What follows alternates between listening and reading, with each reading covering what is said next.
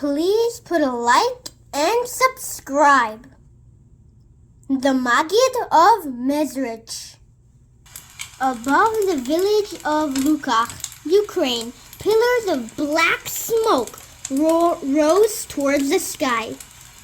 Rows of people carrying buckets of water ran through a narrow alley to try and put off the fire that had started in a small shed. 5-year-old Berevu, the son of Reb Avram, the Melamed, was on his way to the Beis Midrash to learn when he noticed the smoke coming from the direction of his house. Benjamin picked up his little legs and ran towards his house.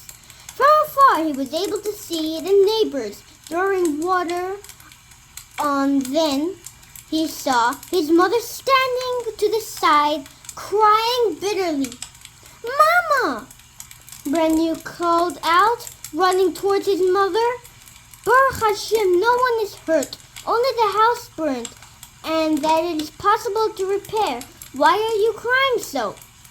"Oh, Brenu," his mother, bursting into a fresh bout of sobs, "I'm not crying over the house. Rather, I am upset about the letter tracking our Yechidus that was burned along, including Reb Yochanan Hashlander, among others, and even David HaMelech."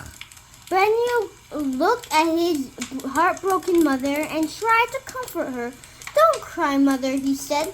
"Even though the letter has burned, with Hashem's help, Av will be the start of a new Yichus." Years passed, and Brenu indeed became famous all over the world as Rav Dov Ber, the MAGGID of MEZRITCH. He was a holy and righteous person who continued in the ways taught by the Baal Shem Tov and spread Hasidus around the world. Little Brenu had filled his promise to his mother. The Maggid was born in the year 5468.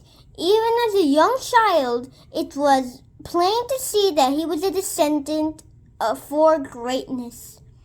After he married, he lived in the city of Torchan and served as a melamed for young children. When he moved to the city of Kratz, he became the Maggid. The Maggid went from place to place, impressing the simple people to return to Hashem and do mitzvahs. The Maggid lived in the city of Michza, close to Lirunda. Macharash became a city of Torah and Hasidus, and thousands learned Torah from the Maggid and received blessings from his holy mouth. Reb Mordechai, community leader of Vilna, London, was a respected person and a great Talmud Chacham who dealt in trade in order to support his family. Reb Mechia heard of this famous Maggid of MEZRITCH and decided to go to him. When he arrived, he entered the Maggid's private study. The Maggid gave him his hand and greeted before Reb Mordechai even had a chance to reply to the Maggid. The Maggid said, "You should know that it is not the medicines doctors prescribe that cure the sick. Rather, it's the doctor themselves, since every doctor is accompanied by a malach. The malach is the one who cures the sick. The greatest doctor, the greater the malach. The greatest doctor is accompanied by Malach Raphael himself." The Maggid then wished him well, and Reb Mordechai left the room. "Why did the Maggid see fit to talk to me on the subject of doctors?" Reb Mordechai wondered to himself. He could not figure out what the Maggid could be referring to. He continued on his way, returned to his business dealing, and very quickly forgot about the Maggid's words. Weeks passed, and suddenly Reb Mordechai began feeling unwell. I must be working too hard, he decided. I should take a break. Reb Mordechai returned to his home in Vilna. There he made sure to rest every day and not to over-exercise himself. Soon after, he began to realize that it was generally feeling worse. Resting had not solved the problem. He summoned a doctor to his house who instructed him to rest and prescribed him to some medicines. Nothing helped, and his situation only worsened with each passing day. Reb Mordechai had many friends and admirers who by now were very concerned about their relieved leader. They called the greatest doctors to come and examine him. Each doctor prescribed him an array of medicines, but it was to no avail. Reb Mordechai continued to worsen. Have you heard? A man asked his friend after davening. One day Reb Mordechai was very sick. The doctor said that only a miracle can help him stay alive. Soon word spread that throughout Vilna, Reb Mordechai was gravely ill. The doctors did not believe he had very much time to live. The people of Vilna gathered in the shul to daven and say Tehillim for the speedy recovery of the beloved leader of their community. At one point, word spread around that the king was passing through Vilna. The prison doctor had a special role and was the greatest doctor of the medical field. The king never traveled without his doctor taking him along on all his journeys. The people of Vilna hoped that the famous doctor would agree to stop and examine Reb Mordechai. They knew that the doctor's parents had been Yidden, and although the doctor lived like a goy, they still hoped his Yiddish neshama would convince him of the merit of helping a fellow Yid.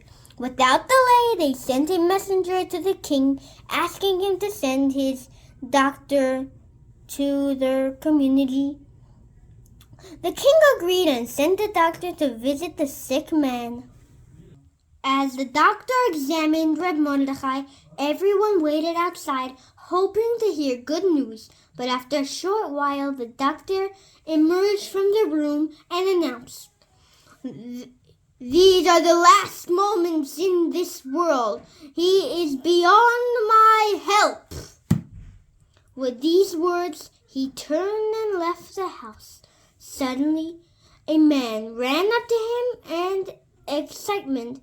He has begun to show some signs of life. Curious, the doctor returned to the sick man's room. He was surprised to find that indeed Reb Mordechai had moved his hand.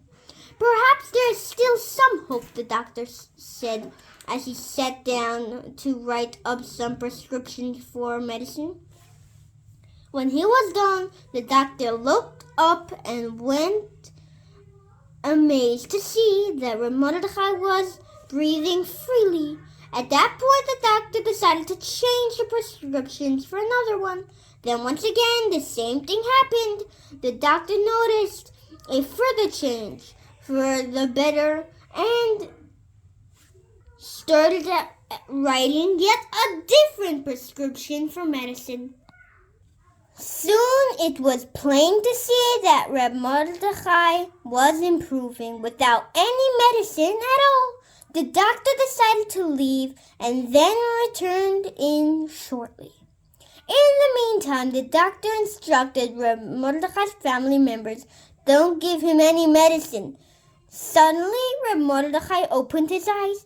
Please stay here with me until I am completely healed, he finally requested. The doctor